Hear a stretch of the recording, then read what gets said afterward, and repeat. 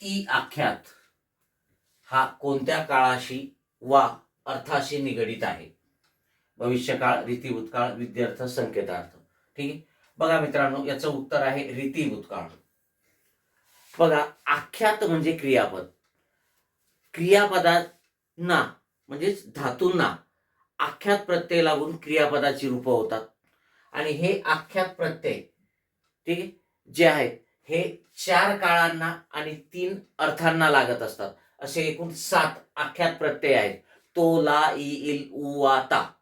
हा ई प्रत्यय जेव्हा लागतो ना, ठीक, तेव्हा रीती भूतकाळी क्रियापद तयार होत असते आणि ई प्रत्यय लागल्यामुळे त्या आख्याताला इख्यात असं म्हणतात.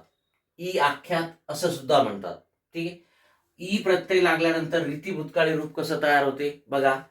आजी कीर्तनाला जाई. जा या धातूला ई प्रत्यय लागला. कीर्तनाला जाई म्हणजे भूतकाळात ती क्रिया नियमित घडत होती, रीती भूतकाळ. लक्षात आलंय का?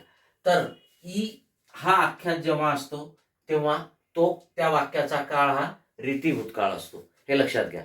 4 काळ, वर्तमान काळ, भूतकाळ, रीती भूतकाळ आणि भविष्यकाळ, या 4 काळांना, ठीक आहे, आख्यात प्रत्यय लागतात आणि 3 अर्थांना, आज्ञार्थ, विद्यार्थ आणि संकेतार्थ, यांना असे टोटल 7 आख्यात विकार आहेत आणि ते 7 आख्यात विकार 4 काळाशी आणि 3 क्रियापदाच्या अर्थाशी संबंधित आहेत. मग आपलं उत्तर आहे रीती भूतकाळ.